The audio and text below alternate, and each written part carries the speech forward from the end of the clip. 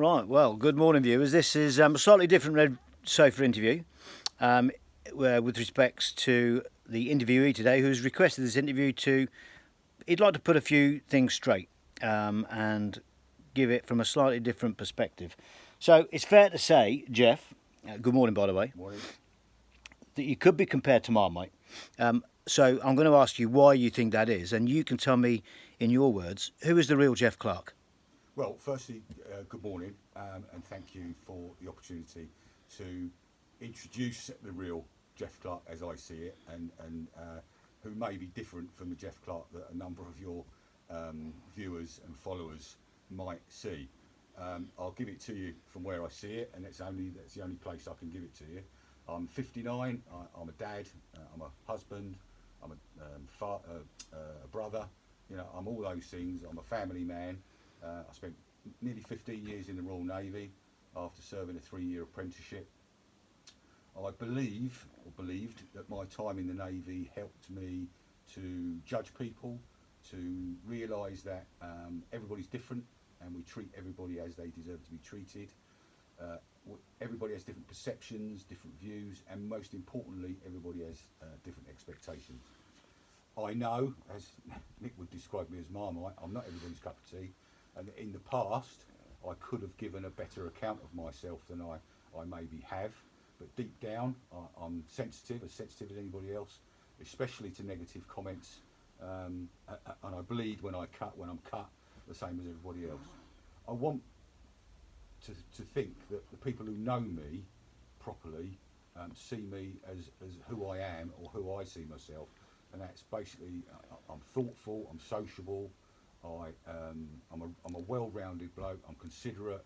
I'm generous with everybody else's money. It has to be said, and I get a great satisfaction out of that. Unfortunately, there are a number of people, probably too many for my liking, that see a different me. They see the me that fails to respond to criticism, that takes comments too personally. I'm not going to defend any of those points because they're right, and people see me as they see me, and I can't change that. I see my biggest mistake is that I respond and react to personal criticism or negative comments as if they are personal attacks on me, which I would hope they're not. They're just a manifestation of people's frustrations into some of the mistakes that I've made and I've been wholly responsible for. Okay, mate, that's a good opening. So you've alluded to the fact that you think you admit that you've made mistakes in the past. Examples being? Well, the world famous or infamous 100 Acres, which actually was I was there. it was a baptism of fire to a certain extent, in so much that I naively, and this is probably how some runners think that a race is organised. You pitch up on the morning, put a few flags out, put a few markers out, and set people off and just hope they find their way round. And clearly something went fundamentally wrong on those days, which I am responsible for and apologised for on the day. But it was all a bit chaotic, badly organised. However, and there's always a however, those of you that know me and have ever approached me with any issue, there's always a but.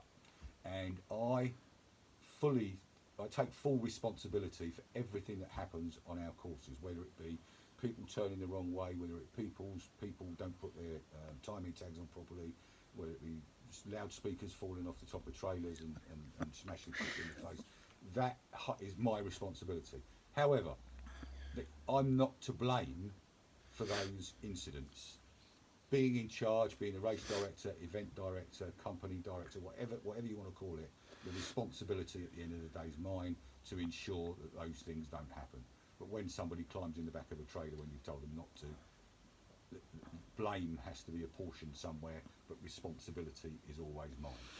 That sometimes doesn't come across the right way, and it might be seen as me shouldering the blame off to other people to try and head off the responsibility that ultimately is mine.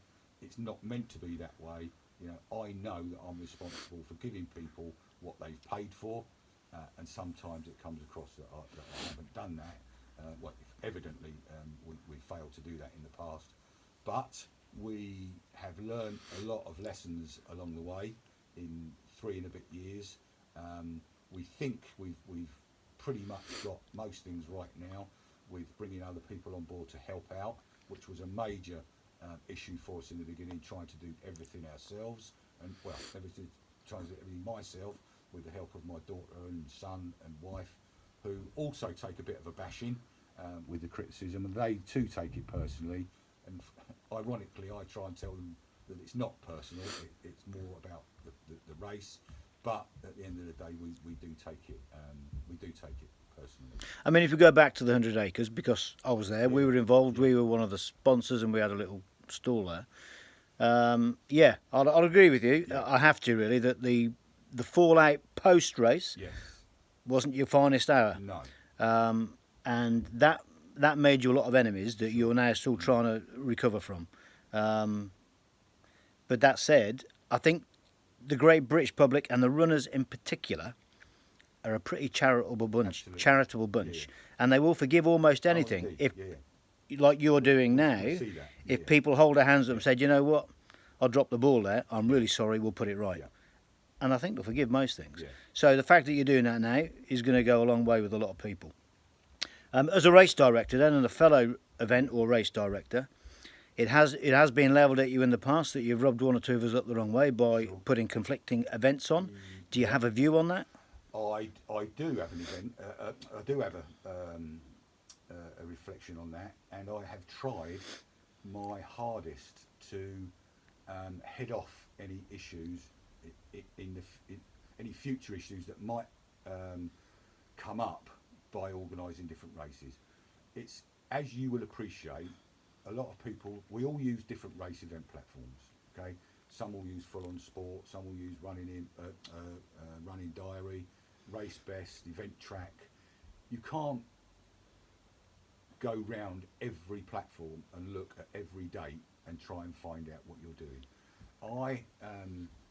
One of the first races I ever organised was the Twixmas 10k in Porchester, and it was said to have been as a spiteful head-to-head going with Portsmouth joggers against their pub to pub, which I have been involved with in the past. Hugely successful, great local run, very informal, very intimate, but a well organised, traditional run. It's been going for years. And as because of my involvement, I knew that race couldn't happen on the day that I was planning Twixmas, because it was a Sunday and the guys at Joggers didn't have the use of the parish hall at Horndean, so they would have had to change the date. So I actually didn't see that. I also saw that it was a different race, a different day, different location, different style of race. Theirs is a road, this was a trail. But we try and talk to people. Well, we've tried to talk to people. I actually tried to organise an annual meeting with all the race organisers, all the running clubs who organise their own races, to bash out a programme that nobody went head to head. And if they did, the two races would be so vastly different that it wouldn't actually matter. And nobody wanted to join in. Nobody wanted to form a sort of an informal association of South Coast race organisers or whatever. So at the beginning of the year, we could all sit together, bash out a programme so everybody was happy. And at the end of the day, whether I did or I didn't, and I didn't consciously go head to head with any race. There's no point, because all I'm doing is diluting the number of people that enter my races, and why would I do that? I've tried to go to sell races as doubles. So I went to Portsmouth Joggers and said, can we not sell the pub to pub and Twixmas as a post Christmas double entry race? And they weren't interested. But I still think there's a lot of mileage in local clubs and local race organisers all talking to each other once a year and say, look, this is what we've got planned. Why don't we get our heads together and try and sort something out? And I was privy to that olive branch that you threw out. I remember that coming around, and I think there was probably a little lack of belief or trust in you, that Yeah. which would be why that wasn't taken up.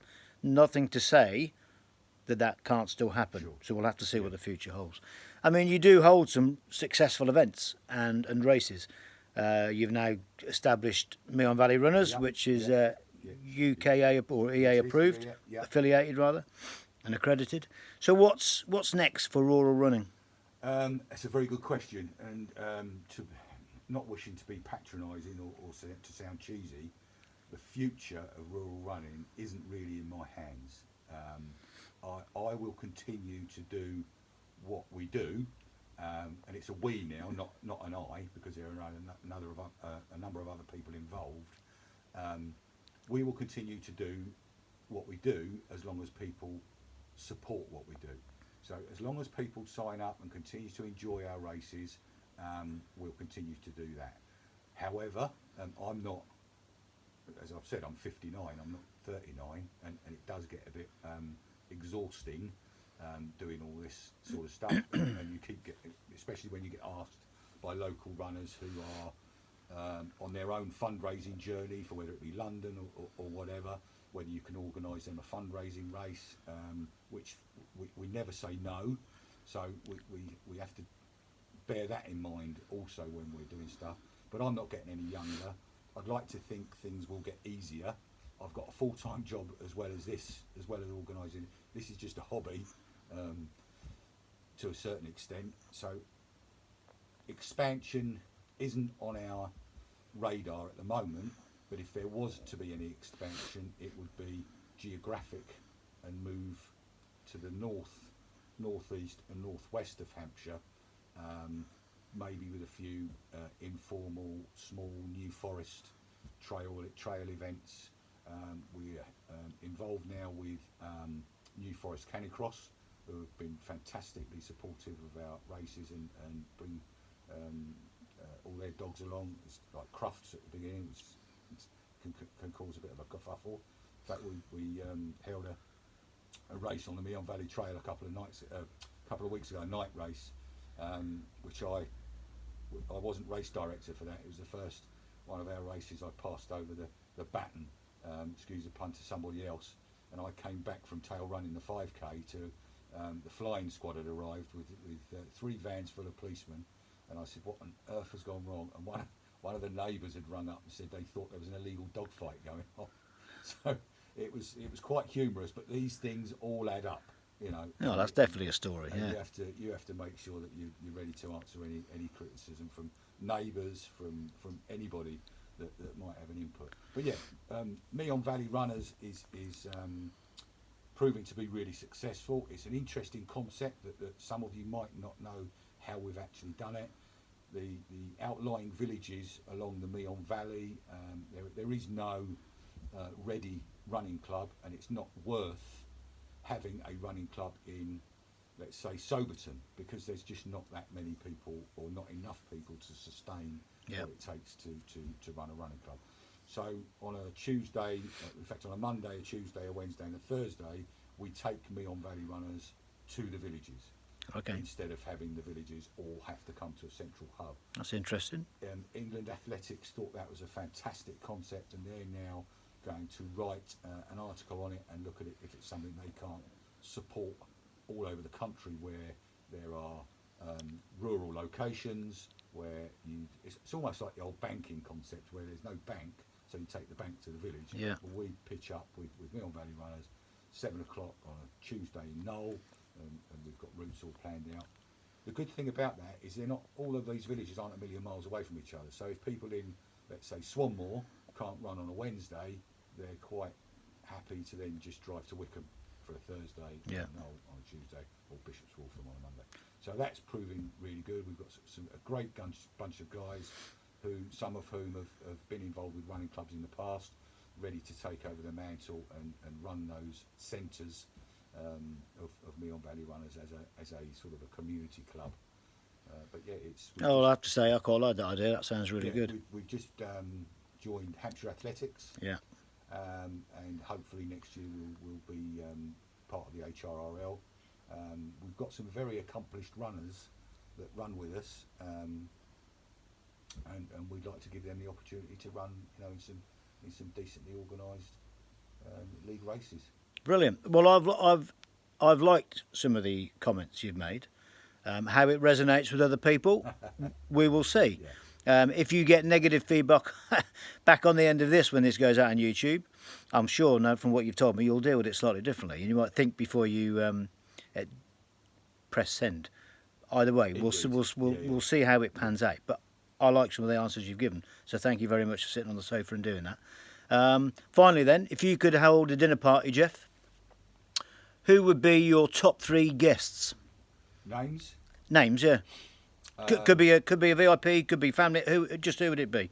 Who would be the first 3, apart from your wife, obviously? I'm going to say 3 names, and those 3 names will be because of why we're here. Oh, go on then. Okay.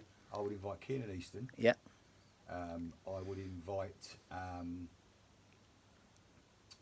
somebody from Fareham Crusaders. Yeah.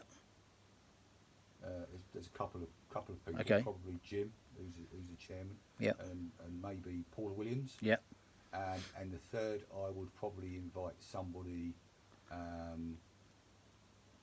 someone who's becoming a good friend, Colin Gota. Okay. Who's an old established. We know Colin, yeah. Yeah, he's been good to us as well, yeah. Very, very nice guy.